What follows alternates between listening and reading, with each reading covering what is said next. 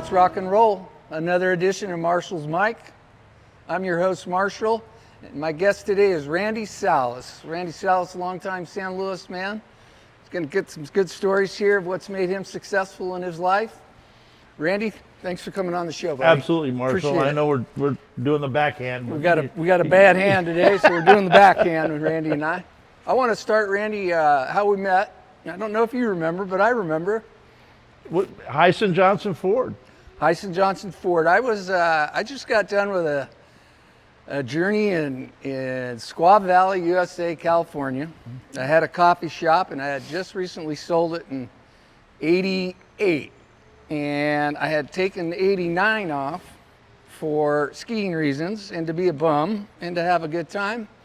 And it got to going on and it's a little too much fun. I thought I'd get serious, so I came down to San Luis Obispo, where I ventured to back in '81 and went to school. Mm-hmm. And I had a good friend, you know well, Eric Nelson. Yep.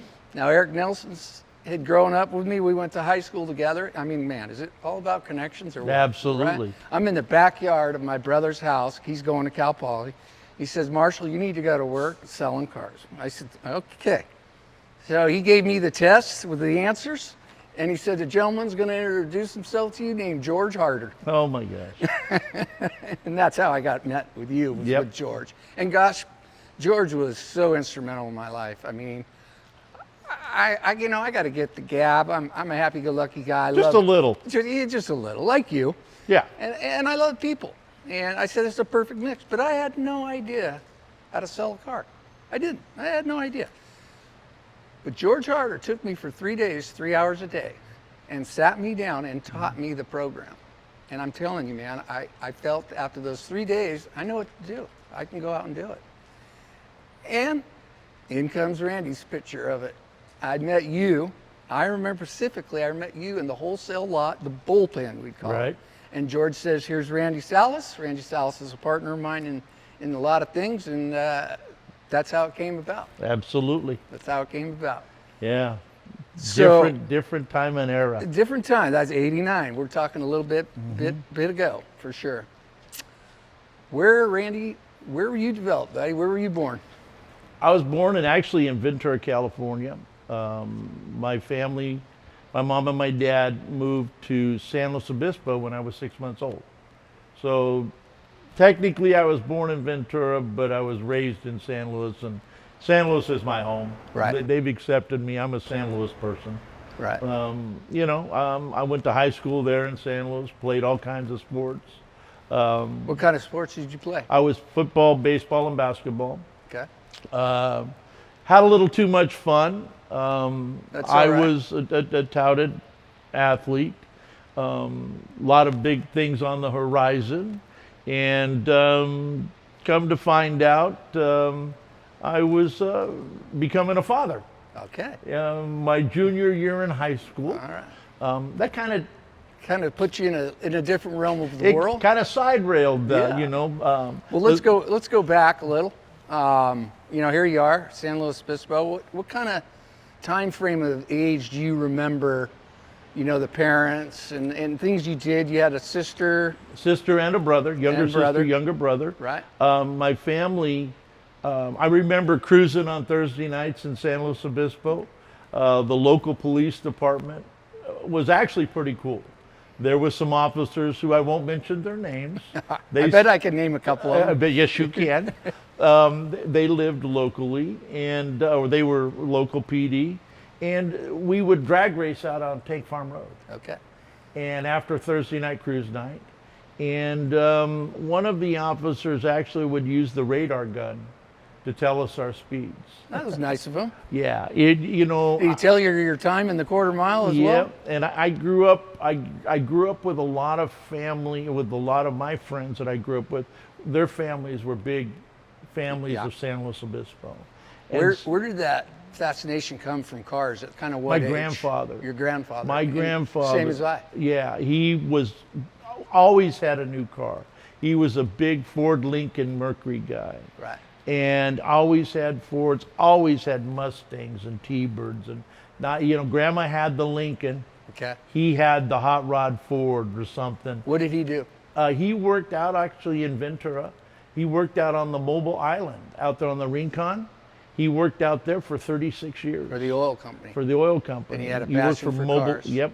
And then my dad loved cars. Okay. Real quick, I'll move forward on that. My dad was in the National Guard based in San Luis Obispo, Camp San Luis. He went away on a weekend tour duty. When he got back, he went to the old bus depot, got into the bus depot, called my mom, told her to come pick him up. She told him she couldn't come pick him up. And he asked why. Well, she had sold his 1956 Mercury, his pride and joy, to buy our family first house. Okay. Wow. Yeah. How did that go over? In the beginning, not very good. Well, yeah. But later, after years went on, Yeah. So as we move forward in this conversation, the cars were my father and my grandfather. Right. So it was kind of, Yeah. it was early on in the blood. And then the business was my mom. Right. And then we'll talk about Yeah. that at some But point. back, what was your first kind of experience of a job? And how did that come about? Did your parents push you? Were you 7 years, 8? Did you have a lemonade stand? Were you selling car parts? No, when I was younger, obviously, I was working at a local Mr. Tom Collins, Okay. who owned the pizza pantry and the old Sully's. Okay. And John, his son, and I went to school together. And so I got a job at this Italian restaurant that Mr. Collins owned, doing dishes and certain things. And part of what pushed me was because I was becoming a father. So I had to find a way to make some living. Right. And sports was still a predominant thing.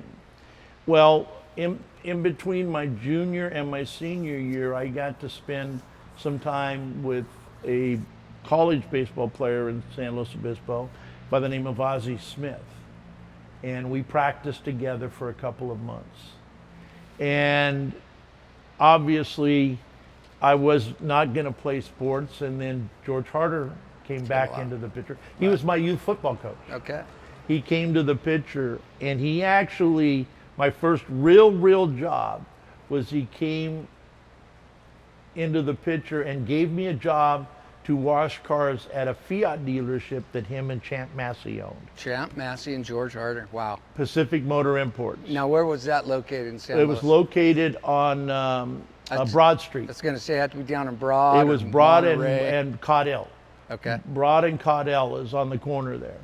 And that job was kind of cool because I would just go by on Fridays and pick up a check. Right. I never washed any cars or emptied any garbage, but that technically was what I was hired to do in high school. So that allowed me to play sports. In sports, I'm sure had a good take for you to get involved in work, understanding team concept. Work ethic, yes, Work ethic. absolutely. You got involved in this job. They were showing you the ropes. Absolutely. Did you gravitate to it? Did you Oh, say, yeah. hey, I need to do this? And that's what, right out of high school, when I graduated from high school, I wasn't exactly a scholar. That's why my athletic career kind of went to the, and I had to work. And I got a job in 1977, fresh out of high school, selling cars at Hyson Johnson Ford. Right. For George Harder. What year was that? 1977. 77. Wow. Yeah. Yeah. The summer of 77. Now that was old. That was down on Monterey, the old Ford store. No, it was, they had just moved built the one on to Los Los Osos Osos. Valley Road at that Okay. time. That was the new dealership. What time point, probably this time and point, that you said to yourself, hey man, I got something here. I can do this. Yep. I feel good. Yep. And I'm gonna make something of myself. I'm going to Obviously, like you said, the pregnancy of the girlfriend instrumented that a little earlier in life. I was married and divorced by the time I was out of high school. Okay. How was school? Did What? you like school? Hated it. Hated school. Absolutely hated school. Okay. I mean, for me, school was just a waste of. It's funny because school to me, it was teaching me things that I'm going, what am I going to do with this in my life? Yeah. you know. Sure. And that was Sure. my big question. Yeah. And come to find out later on, I was dyslexic. Okay. So that didn't help Right. in schooling, in structure of education. Right. Did someone come about and tell you that early? No, That this is your issue? no, nobody. Maybe this did- was, hindering you from learning and moving forward in school and understanding No, because and studying? it was funny because it didn't happen until later on in life when I would write my mom a birthday card or something. I would admit words in that card, like, I'd write, Mom, love you type thing, and I'm proud, and Yeah. thank you for, I would literally Interesting. admit words. And she asked me one time, she goes, Sal, she called me Sal, she said, what is it that you're trying to say to me? And I said, and I read the card back to her, and I actually would put the words that were left out, I would read on it, the sentence. I would put it when in you're on talking the to her. sentence. She goes, Sal, that doesn't say that. Wow. Interesting. She goes, Interesting. and so then we figured out. Your mother and you kind of came together on that and and it said, was hey, like, wow, okay. So, that's kind of how we went forward with that. so good to say Champ and George Absolutely. kind of changed your path. Oh, absolutely. Right. They had a huge impact on me moving forward in the automotive industry and in sales in general. Sure. School's out, School's done. I knew This I is my wasn't going to deal. college. The athletic career was over. right? I Very had- instrumental though. Yep, they were instrumental in that. Coaches. Coaches, Mr. Teachers. Coach Airbaron, John Airbaron. Funny, you Mission. remember all your coaches' names? Oh, I remember all mine he too. was probably, and we'll get into him later on in the conversation. But Coach Airbaron is probably one of the most singular, influential persons in my life. Yeah. Besides my mom and my dad, Right, of course. And Grandpa, and Grandpa. Great Grandpa. Both of them. What's the best advice you've had from those two guys, Champ and George, maybe that said something to you that you took them as now as a mentor and said, I'm gonna listen. I watched them in life, and I kind of mentored what they did, or not mentored, but I followed you. Right. followed what they did, and George was always a go-getter. George. He had the hustle, man. He had the hustle, and George didn't know what it was like to quit. Champ was just this easygoing, y'all this, he's from Georgia, and it was just one of those things. And Champ was just a good person. I met him at the same spot I met you at the bullpen, Heisen Johnson, Yeah. Champ Massey. And he's legendary back in the day from legend, San Luis Obispo. legend. Yeah. Started a lot of people in the career, Yep. sold a Yeah. lot of vehicles in the area. Yeah. So, that was. What's one thing they said to you that you can maybe kind of remember that was said to you from them and that you've kind of applied to other people? It wasn't anything they said per se. That was the crazy part. It was more what they did versus what they said.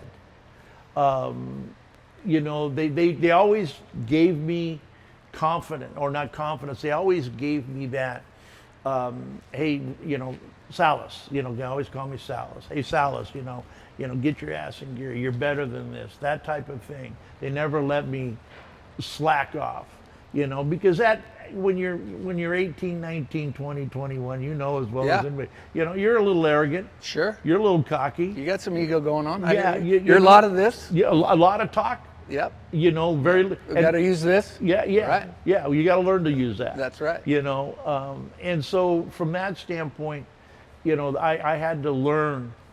They had to knock me off my perch a couple of times. Yeah. Yeah. How'd they do that? One time I was driving a demo. This back when we had demos. Okay. Yeah, I remember demos. Okay. I had a and- few of them in my time. Yeah. So I got a lot of demo I had stories. I had a Mustang 2 Okay. demo. Never forget the car. And I 6-cylinder, I hope. yes. Okay, good. Me and Kenny Dewar, 4-speed, 5-speed car. Well, Yeah. he was a 5-speed at the time. Me and Kenny Dewar, we lived up on Cooper Drive, up on Foothill, right when we got out of high school. Well, one day I'm How old are you? 18, 19 years They old. put you in a company car. Yeah, they put the big mistake. You, Me. Randy Salas, Me. the man, the myth, Yeah. the legend. Yeah. I love it. famous for doing donuts in the French hospital parking lot when they were building them. True story. So You got to have a lot of fun to create a journey, man. Yeah, I Work hard, play I did hard. a burnout in front of the apartment. I get to the dealership. Go Carl Hyson and George. Randy Salas, Carl's office. Randy, why were you burning your tires in front of, and one, of course, Carl knew everybody. They called the dealership. I had a dealer plate on. Busted my ass. George chewed me out. I got knocked down. Of course, I lost my demo rights for a while. Yep, of course. And that was one of the fun lessons that I learned. Now, I wouldn't say everybody had a demo, did they, that were selling cars? You had to do a certain goal, probably. You had to reach a certain number. So you had to work for the right to be able to drive a company car. That's right. You probably were given some company gas. Right. And so forth. Yep. It takes work. It takes work. Yeah. I wasn't just given a car. No. You had to earn. You had to keep a certain sales Quota. in order to maintain that company demo. Back in '77, it's way before my time in the car business. I was 89. I mean, I was earlier, but I was in a detail mode and such things like that. What kind of cars were you selling personally a month? We were selling. It was the worst time in American car history. Interest rates, probably? Well, interest rates, number one. Number two, we were selling Pintos. Okay. Ford had a Pinto. A Pinto. They had the Mustang II, which was a shadow of the Mustang. Right. They had the Fairmont. Country Squire wagon. They had the Country Squire wagon. Wood panel. The T-Birds were the size of that T-Bird back there? Bigger. It was the size of a limo. Okay. I mean, and I'll never forget, if you sold a Pinto at full window sticker, your commission was $50. Okay. The profit margin wasn't large. There wasn't a large margin. Profit margin. Yeah. So the margin. When you say full sticker, you mean in the retail price that's printed on the MSRP? What's on the window. If you got a $50 commission. Right. Ooh. Wow. Yeah. You were heaven. Of course, gasoline at the time was 50 cents. Yeah. 40 cents or whatever it was at that time. But, right. I mean, it was, but that was the industry. What keeps you in the hustle? Energy. Energy. Do you gravitate from something? Do you watch podcasts? Do you read books? What keeps that? That obviously you're, as we can see, and we'll go through the cars later, quite an automotive guy. Yeah. From that time forward. Yeah. I've what got keeps you going in that?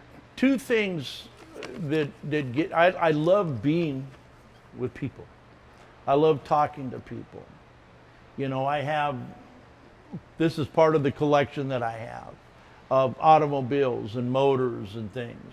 I also have a furniture store in downtown San Luis Obispo.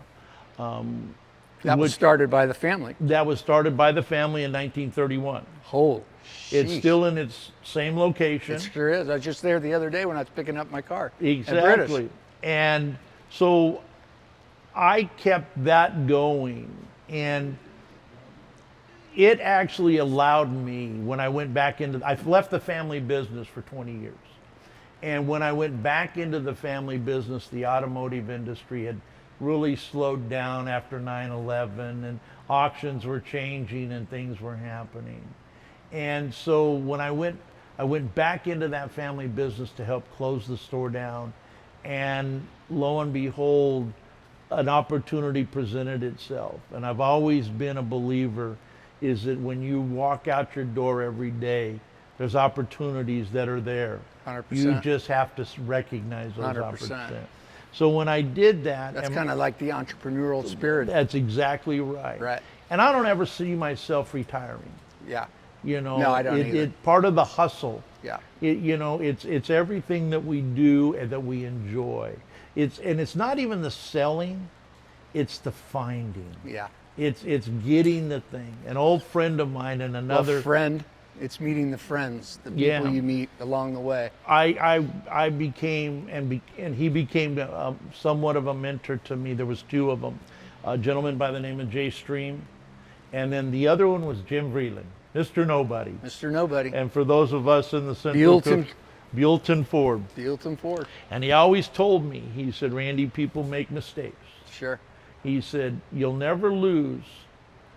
The mistake that people make is that when you sell the product, you think you made your money. You don't. You make your money the day you buy it. Nice. Great advice. He says, because if you Great. buy it In right, anything you're buying. anything, it doesn't matter. Right. Because if you buy it at the right price, You're going to be able to sell it. you're going to be able to sell it. You Right. may not make money every time, but you're not going to lose big Right. money. And Right. that's what'll keep you moving forward. Let's go back a little. Like I told you, I had a fear. I said, I'm going to sell cars. Yeah. When did you have that fear? Was it selling cars, or was it at the pizza Italian restaurant, or what kind of thoughts were going through your mind? Do I have the ability to do this? It wasn't, see, athletically, because, Sure. it's I never failed in athletics. I was, Well, you guys lost occasionally, I'm sure. well, but, as far as, I was always, You were ready. I was ready to go. When we lost, it teaches you. But as far as athletics was concerned, I didn't really know. When you get into the personal aspect of your life, sometimes the fear of failure, Boom. it absolutely keeps you from becoming successful. Right. And So you what did you do to jump over that feeling? fail. Fail. I failed. Yeah. I failed. How'd you fail? I had a business, and the arrogance, and I took it for granted, and I lost the business. I lost my home. What was that business? It was the automotive business, Okay. and it was at that latter part in 2007, Okay. 2008, 2009, that you just think that this money is going to keep coming in forever, and you stop working on what made you successful. Gotcha. I started Kind of went away from what the grounds were set for. I started partying Okay. a little too much. Sure. That happens in Spending, people's lives. yep. And quite frankly, that was the collapse of the business. I came back home, and I went back to work for the furniture store. Okay. And at that time, and I started over. And I built up my revenue from the furniture store and started reinvesting in the cars Okay. and taking all of that knowledge. And then as I went along, I'd buy a car, sell a car, keep it, make money. Right. And then that was a side hustle. The furniture industry created the this. stables. It created this. Yeah. And it allowed me the flexibility, and before I knew it, I had acquired a collection of vehicles, and sold and done very well for myself. Yeah. And then my kids became older, my grandkids, my youngest son in particular, his two boys, they're now following in, and we do things which we can get into later. Sure. So kind of the furniture business kind of got you back on track. Oh yeah. You had some good guidance there from your family. From my mom. obviously, From your mother. My mom taught me a lot about the furniture industry, and when it comes to that on business and stuff, Sure. and sales, and I found that when I was selling furniture, the way that I did it, I wasn't really selling anything. The furniture sold itself. So I just was me. Yeah. I didn't care Yeah. if you bought that dining room table from me or not. Right. If you liked it, you enjoyed it. I didn't work off, I had to make this amount of money. Right. If I made money. And that transferred into where I started getting into big estates in Montecito, Okay. Santa Barbara, and San Ynez, Carmel, Monterey, San Francisco. And I was privately invited into those Gotcha. estates. Okay. And So you started buying furniture from the outside I started buying. and bringing it in. I started bringing it in, and Right. now And you still do that. I do that to this day. It's one of my biggest passions. Right. My mom thought it would never succeed. She thought I was crazy when I started doing it, but it was before she passed away, it was one of the greatest gifts that I was able to get, was to watch her come into that store And see what you have done. and watched what I had accomplished, Right. and that was a big thing. And that's one of the reasons I continue to Right. do it today. Right. How great does that feel for a parent to come in and say, Randy, I'm proud of you? It was very, because Mom didn't give those out Kudos. very often, and Right. it didn't come to me initially. It seems that's the way a lot in the past. She told my aunt Okay. that she was proud of me. And then it came back to me. And then Yeah. just before she passed away, she told told Kathy, she said, "Well, I guess he's in charge now." Right. Oh, that's And that was her way of saying, "It's all yours." right. That's awesome, Randy. Yeah. And you keep that thing going right now to this Oh day? yeah, and I do very well. It's by appointment only. Right. It's at 669 High Garrett Street, There we San go. Luis Obispo. Yeah, right. You guys got that at 669 High Garrett Street, San Luis Obispo. There's a little piece of paper on the door that says, "Call me if you're interested in the furniture." It By does. appointment. It That's does. Yeah. It does. I saw you last time I was looking for a piece of furniture. I saw you at the Mexican restaurant across Yeah. from Brooks Burgers. Yeah. You were in there having a margarita and doing your thing and getting some food to go. And I said, shit, Randy, good thing I ran into you. I'm looking for an office chair. Yeah. You know? Could never do that, but Yeah, we'll figure out something at some point. I didn't have your number at the time, or maybe I did, or whatever. Randy goes and gives me his phone number. Yeah, We kind of got reconnected there. That was the fun of it. That's right. Now we're running into each other more often. Obviously, you're doing a great job with this. I appreciate it. I'm impressed. Appreciate it. But that goes to your the car business breeds people that are successful. Yes. They really truly do. It's a good floor plan. Yeah. I mean, look what Kurt Russell did. Used cars. I mean, the guy's gone on to a good acting. Well, how about our good friend Kirk Shear? Oh, 45 years, and guess who I just visited yesterday at the Ford store in Arroyo Grande? Malahi Ford. Malahi in Arroyo Ford. Grande, where you want your next Ford. Kirk absolutely. Shear. And Now, did they get more classic than you? Now there's a guy that has stories. There- There's a guy that has stories. Oh, boy. He would have been great for the movie Used Cars. He would have been. He is actually probably He's the a main character. stand-up. He is. He's a stand-up. Absolutely. When I went to work at 89, Kirk had already been there. He had just came from being a manager back to sales. Right. Well, he taught me a lot. I would chummy up to him quite a bit. Yep. And he kind of took me under his wing, and he really showed me the ropes in the beginnings and stuff, along with the managers. But Yeah. he was good. But I remember one thing, when he was always done showing a customer a car, right? The next process is, if we selected the right model, they say, yeah, Kirk, we'd like to own this. Great, follow me. And we had a desk office that was above his office at the time. Right. And I'd be up in the desk office as a manager at that time, and Kirk was down below. But he'd take a person that he was selling a car, sit him down kindly. Would you like some waters or anything? But he would proceed to tell them a joke, and he would fit a joke to the mold of that person. That's right. And he put them at ease.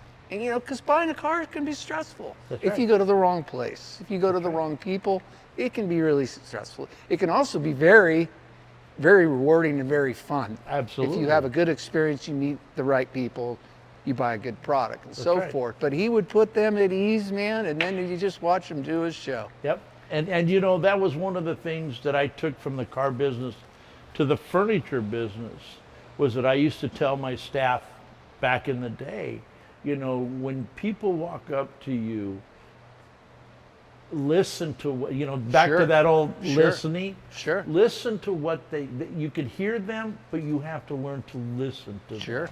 Because they're not always going to know what they want. Oh, 100%.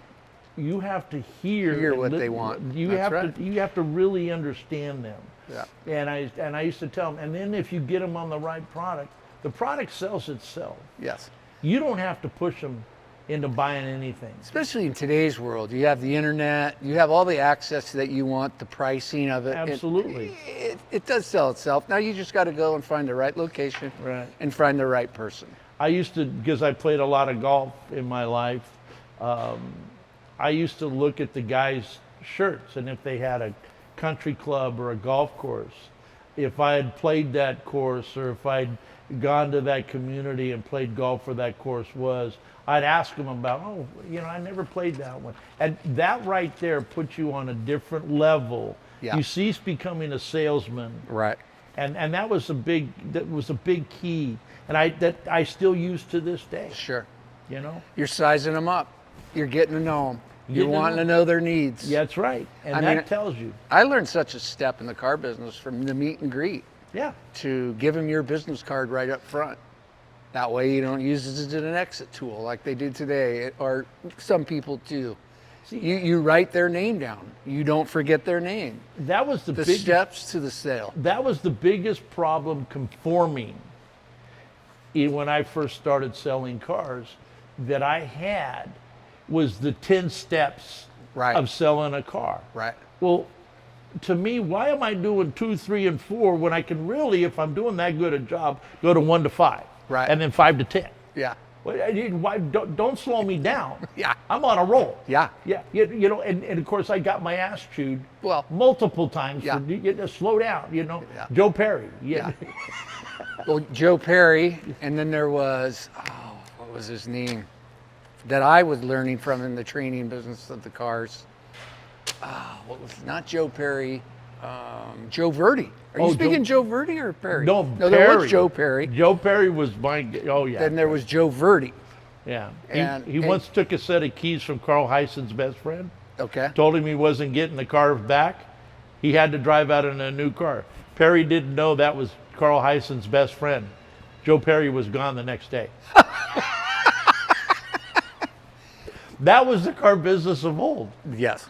And you say it right. Now, I can totally jive what you're saying. Sometimes you go from 1 to 5 to 10. Yeah. And you sell the car.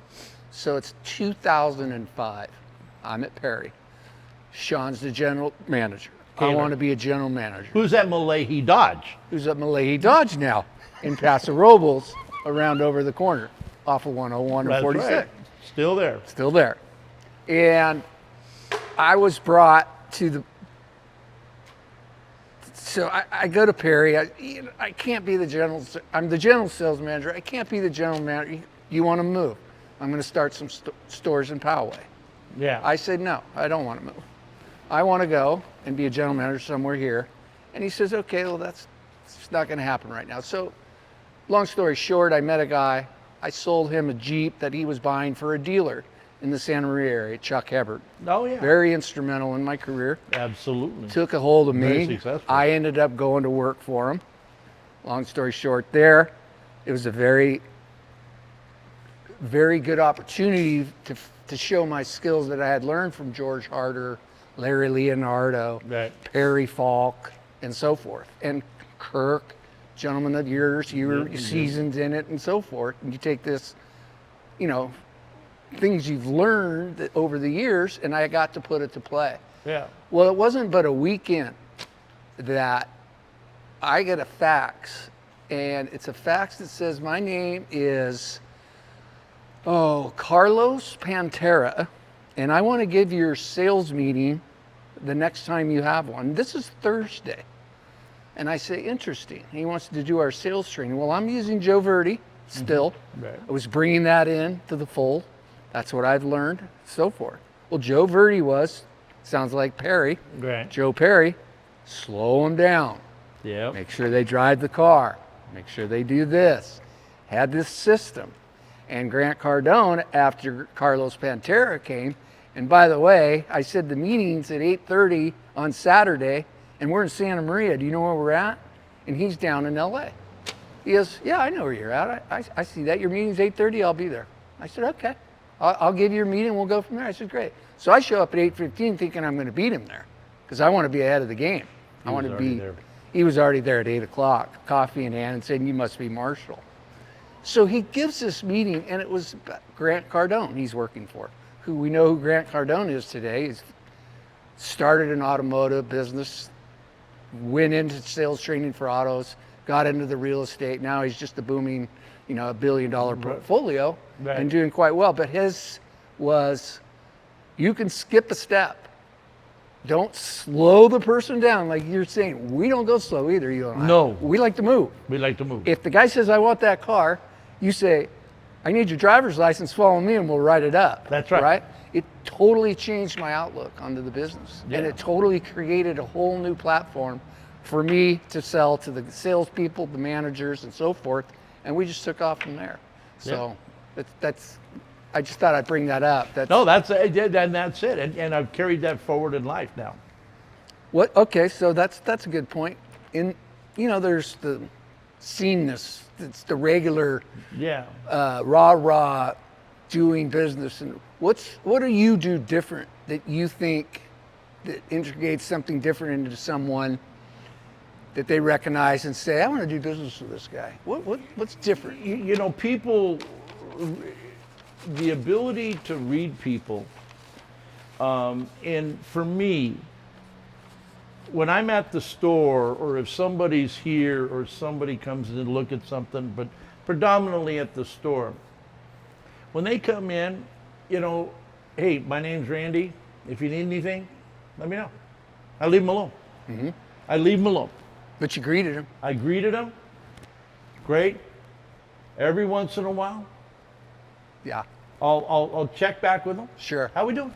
Yeah. Great. Yeah. Oh, fun. Great. Yeah. I learned over the years, the harder you push, the farther they walk. Mm-hmm.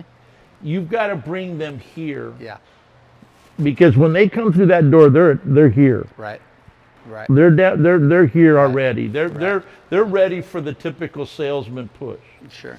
I don't do that. Yeah. I allow them to settle in, to become comfortable. I'll tell them a joke. Look, if you find something you want to sit on it, sit down on it. Yeah. Because if it ain't comfortable here, it sure as hell ain't going to be comfortable in at your house. Right. And right. I said, if you want to be here for an hour, order you a drink next door or lunch. Yeah. But it's a joke. Yeah. But it gets them off of that edge.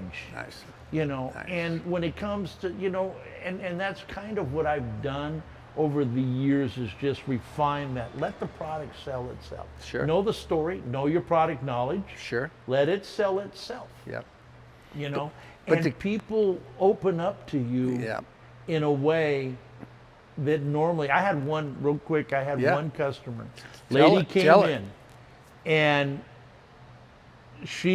I walked up to her and I said, hey, how you doing today? She goes, listen, I don't like salespeople. Wow, how many times have we heard that? I don't need you to sell me anything. If I want to buy something, I'll let you know. Game on. I said to myself, game on. Let's have some fun. So I kind of jokingly, and then checked with her and everything. And this lady, about 20 minutes in, she goes, I got a couple of questions for you. And I looked at her and I smiled and I said, is it okay if I answer them? And she laughed. And she goes, yeah. But that right there broke the ice. It broke her a little bit. I love it. Well, she ended up buying 5 pillows. We're talking pillows for your couches. Right. And she spent $2,200 right. for 5 pillows. Yeah. Wow. That lady has spent more since. She's been a lifer. She is one of my best clients, one of my best friends. Right. She would call me up and she'd say, send me a picture. I need something. Because she would buy houses and redo them. She said, I need nice. And we're talking $10,000 clocks. Yeah. And things. Right. And I'd go, well, here, okay, send it to me. Done. Right. And we created this trust factor and everything with her. Right. But it started off with her telling me, sure, don't talk to me. Back. Leave me alone. Yeah. Hey, that's one of the beautiful things I've learned about selling. Yeah. It's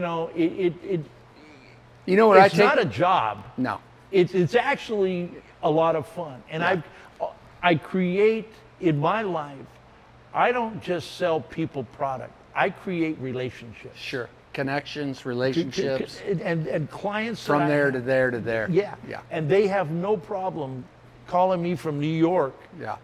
People that have bought from me, New York or Florida or Texas, say, hey, Randy, I'm looking for this.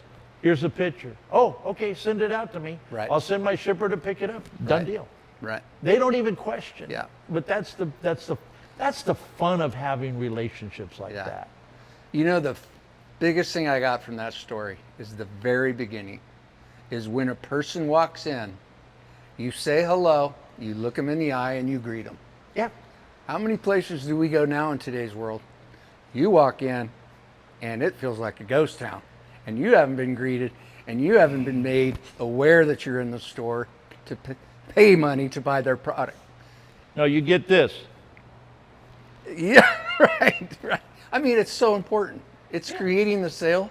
It's making people feel comfortable to come into your store. Communication. It's communication. That's it. That's the key to it. And how you communicate. Yeah.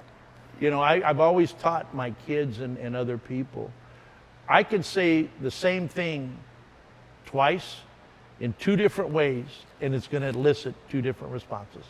There you go. That's kind of a test you do. Yeah, you're right. You know what? You're right. I'm going to get two different responses Yeah. from you. Yeah. And that's, you know, that's just a quick thing off of my head. But No, you're right. and that's what I've always told my kids. Hey, Randy, the price is too high. I know it is. It was too high when I bought my TV, too. I bought it. Yeah, but I mean, price is too high. Well, okay, fine. Communicate. You know, Yeah. How do you define success, Randy? personal happiness, Okay. health, Okay. family. Boom, boom, boom. You know, money in the bank. I just went through a big ordeal last year in my life. Publicly, I'll announce, you know, where I got cancer, stage 4 cancer. And after I was diagnosed properly and was in the hospital, then they told me, in fact, I did have stage 4 metastatic prostate cancer. I could see my children crying. And I knew at that point I wasn't going to fail. And so I created a motto for myself. And so my kids could live with that motto and hear that motto. And that motto for me was that cancer is going to have to learn to live with me.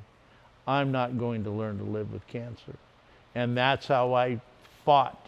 And I've beaten it. Yeah, I'm you have. beating it. I You haven't are. beaten it. I'm beating it. And I'm here today through the power of prayer and family. And it's no longer about the money in the bank. No. It's about every day, this beautiful weather we have here in Paso Robles. It's about spending the time with the With family. your family, The barbecues. with your friends, Yeah. giving back to the Community. Yeah. doing for other people that don't have Yep. the ability to do for themselves. Cancer taught me one thing. If you have money, you have a better chance of surviving. If you don't have money, there's families that I know that have lost their homes. They've lost everything because it's either pay for my chemo, pay for my medication, Yeah. or pay the mortgage. Right. Well, we've been working with Saves Wings, Okay. Brett Saberhagen. We just recently had a big car show here, and we raised money. 100% of the money goes to a local family here in North County, What's the cause again? cancer. No, what's the Saves Wings. Okay. And Brett Saberhagen, it's him and his wife, Okay. and she got cancer. She survived. Well, we were given, because when I found out I was going to be getting better and I was getting better, I wanted to pay it forward. Sure. And so we did this car show. We were put in contact with Saves Awesome. Wings or Brett. Awesome. And we ended up, and what they do is they pick a local family on every event. And the money we raised that one night, over $7,000, they were paying bills for that particular family. Wow. And they don't just give them the money. No. They pay the mortgage. Sure. They do things directly. And we're going to continue to do it. We're going to have a bigger car show next year. And that's one of the things, because there's families out there, either the child has cancer or one of the parents are, Sure. Every those- family's got involvement in it somewhere or another, it seems I'm like. going to tell you, I don't know how they survived. Yeah. I was very lucky. I was very blessed. You think a lot of your attitude has a lot to do with it? Absolutely. Absolutely. Yeah, attitude with anything you do in life, right? Attitude is everything. How do you approach it? You know what? You got one way of, you either can curl down and get within yourself, Yep, or you can stand up, yep, take a deep breath, and walk through that wall. that's right. Good for you, Randy. If you stand on the other side of the wall, Yeah. you're never going to see what's on the good side of the wall. And thank you for sharing that. Yeah, That's a powerful thing. That's a It powerful is. word. It's a powerful thing you've done. It's a powerful thing you're doing. I talk For to others? people all the time. Yeah. And I'm always available to families that struggle Good. to talk to me, to what I've done and how I've done and what I did differently. Right. I'm there, not as a physician or a doctor, but as a guidance to give people strength. Right. And that courage to get up every day when you're feeling like shit. Right. When you get up and you walk outside, take a Right. deep breath. Don't curl up in your chair or your Yeah. couch. Go smell the air. Sure. And every day I leave my home with a goal, is to meet somebody. Either it's at the store, it's walking down the street, is to put a smile on somebody's face. Give them that extra $2 or $5 if you can afford it as a tip. Yeah. Give them that thank you. I'm even given, a lady locally here was at a Circle K. She was a bundle of joy and energy. Yeah. I paid for my goods, Yep. my waters and things, and I handed her $10. Yeah. And she says, "What's this for?" For you. I said, "For being you." Yeah. Thank you for the smile. Yeah. Thank you for And the attitude. she looked at me and she goes, "Nobody's ever done that." That's I awesome. said, "But you know what? I recognize that. Yeah. Go have a wonderful day." Awesome, Randy. That's what life is Yeah. all about. For sure. And That's too often we forget that. You're right. We get in the hustle. We get in the grind. That's right. This is going on. I got to do this. I got to do that. When it all boils down, it's health. Another Family. another thing I always say is that no matter how bad I had it, no matter how bad it was going, there was always somebody in this world that had it worse. There you go. Yeah. Well, the week before you knew was the week that I met you. The week before I met you at the Mexican restaurant. Yeah. Made the appointment and came in and talked with you, and you brought that to my attention at Yep. that time. Yeah. It's Wild. It's Just like that. it's a You year know, we and a take half. things for so, oh, it's okay, I'm great, this is going to be, and next thing you know, something can head you on. Well, they told and me you got to attack it. I had a surgery called a TERP. I got done. A couple of days, took the catheter out 2 days later. I jokingly, my doctor called me on Friday at 4 o'clock. And I said to him, he said, I said, "Doc," I said, "Man, I'm doing great. I get to use the big boy toilet again. I feel like I'm 16 years old." I said, "Gee, Merry Christmas." And he goes to me, he goes, "This ain't a good call." I said, "Okay." He says, "You've got stage 4 metastatic prostate cancer. We believe it's throughout your body. We either start tonight," and this is at 4 o'clock on a Friday night. Yeah, He says, "Either we start tonight or we start on Monday." I said, "We're starting now." there you go. And that was the Attack. beginning of that journey. Yeah, And good for you. yeah, we fought that thing. But that's, you know, that's how quickly that upper, Yeah. great, boom, doom, pow. Yeah. You know, got hit in the gut. But Well, who cares? You know what, I'm here today. Good for you for attacking it. Yep. You bet. Prayers are with But you, that's man. sports. That's salesmanship. That's right. That all comes into that Closing the deal. closing the deal. And I had, and I'll finish off with this, with that conversation. Throughout the whole thing, I had a coach, John Airbairn.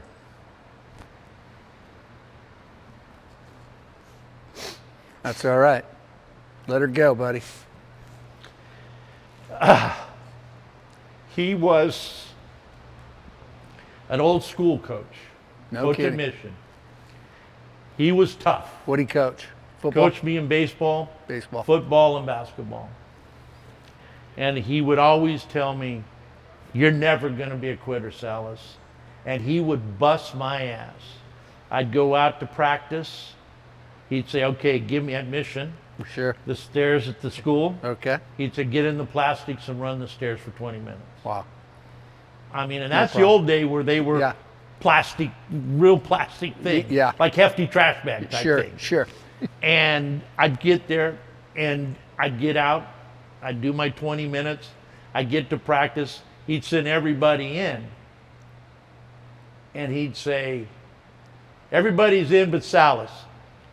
And I'd look at him and he'd go, you were 20 minutes late. And I was like, okay. And he'd put me at shortstop. And he'd hit fungos at me and hard. And he says, you will never know what it's like to quit. Good. Great message from a high school coach, man. No, junior high. Junior high. Okay. And I never forgot that. And when I was at my deepest, darkest, I could hear him saying to me, Salas, you're not quitting. Good. Right on. Get off your ass. Right on. That. Power. That's power. Sorry about that.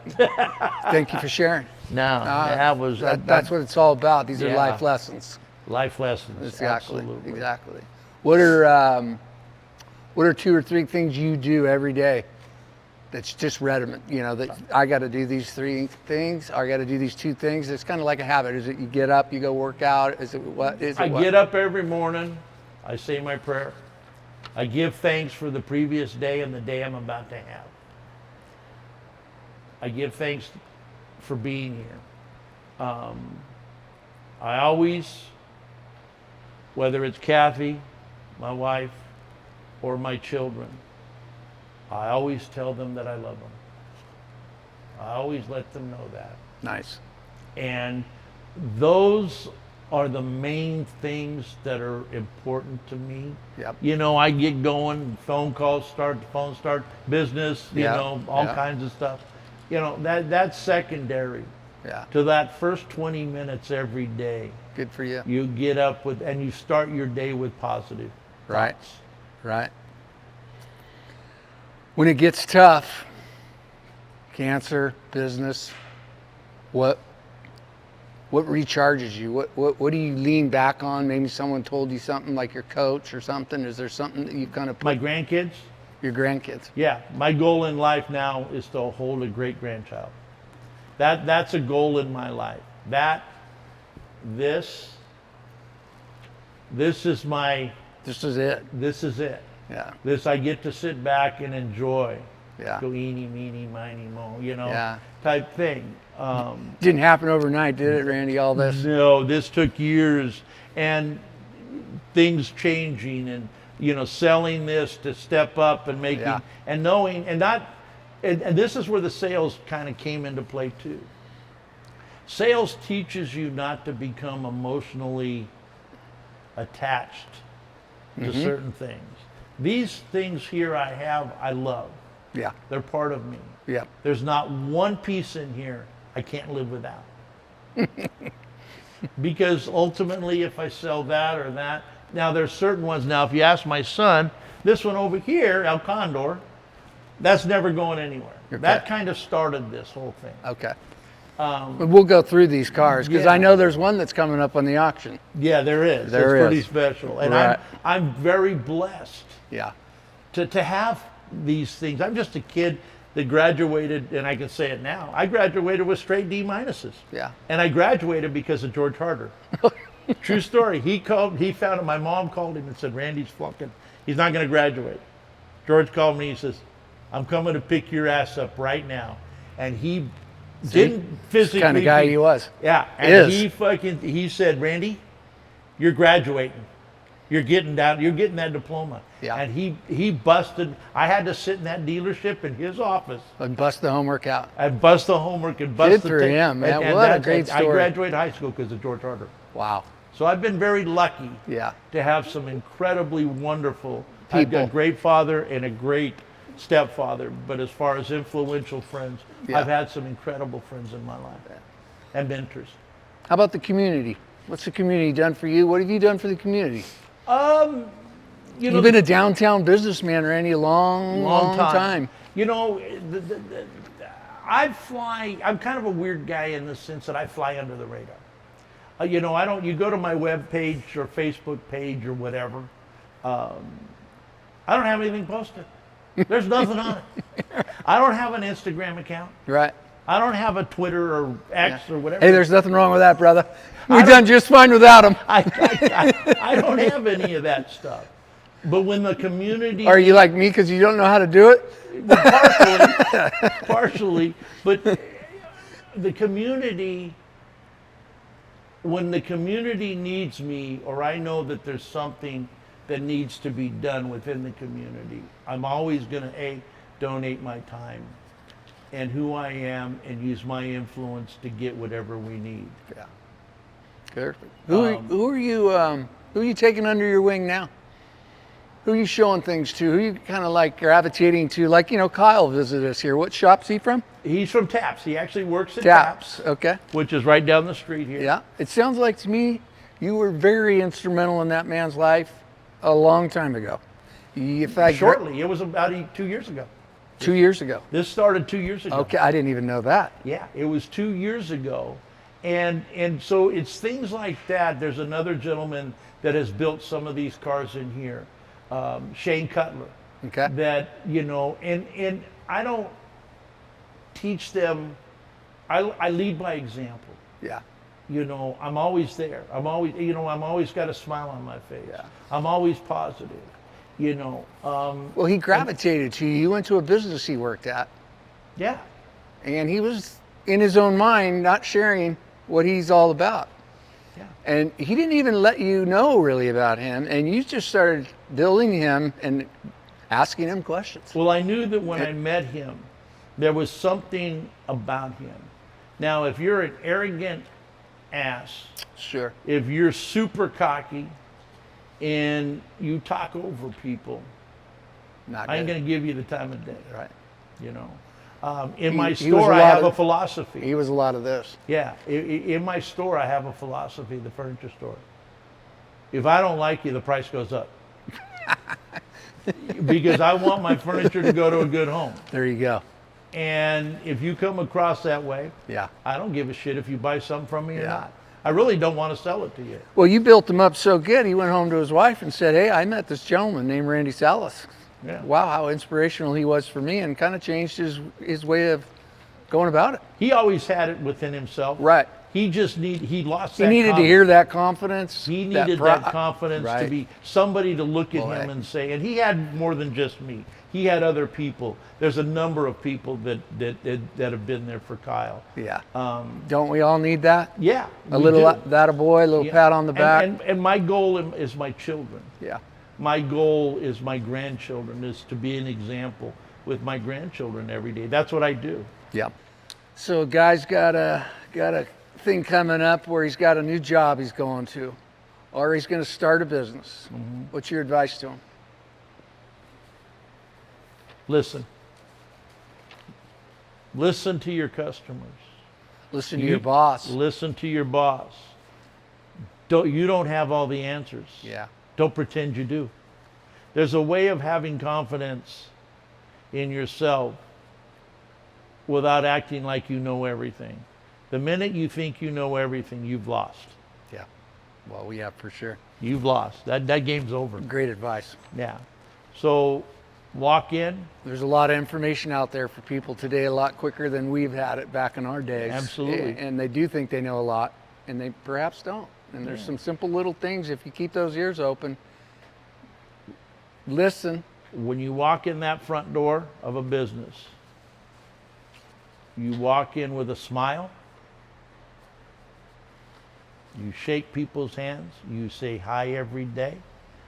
You look them in the eye, regardless of how bad a morning you've had or the night before. And most importantly, leave your shit at the front door. It doesn't get much better than that. Nope.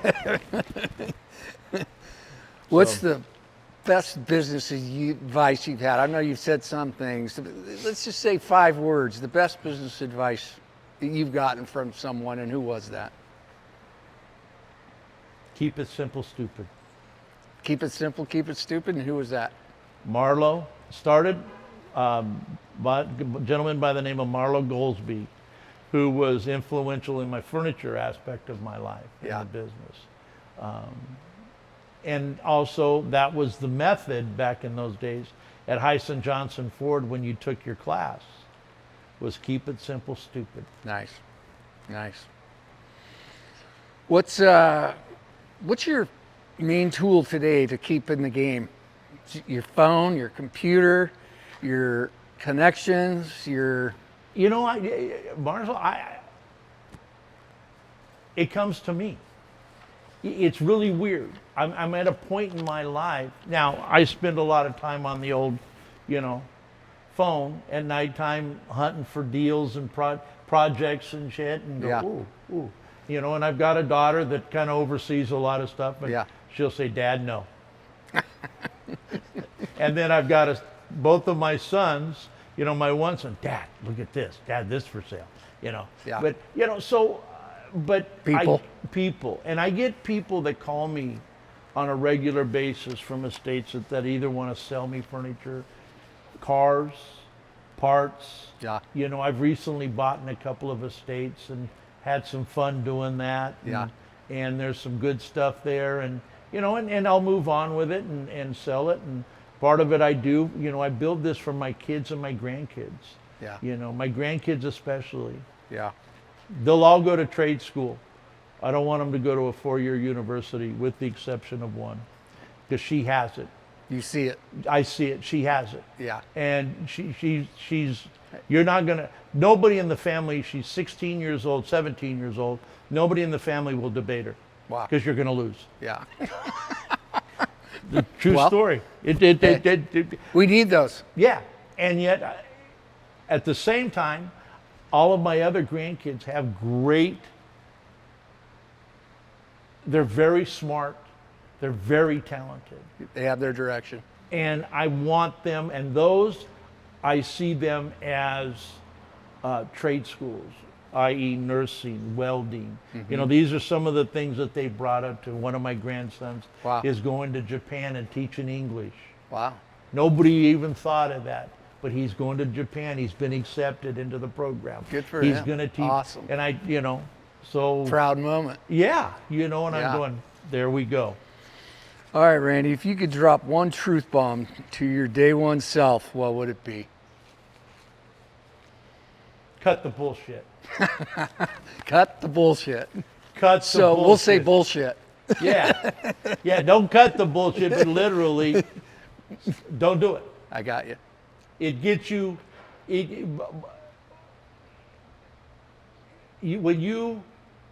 the young version of me, because you wanted to win at no cost. Sure. So the bullshit comes about, then you got to remember the bullshit. Yeah. That's where you get in trouble. That's right. Good point. Say it like it is and you sleep well at night. That's right. Great. Great being with you, Randy. All right, This buddy. has been fun. Love ya. Thank We're going you. to take a look at your cards here now. Absolutely. All Let's right. enjoy them. Good deal.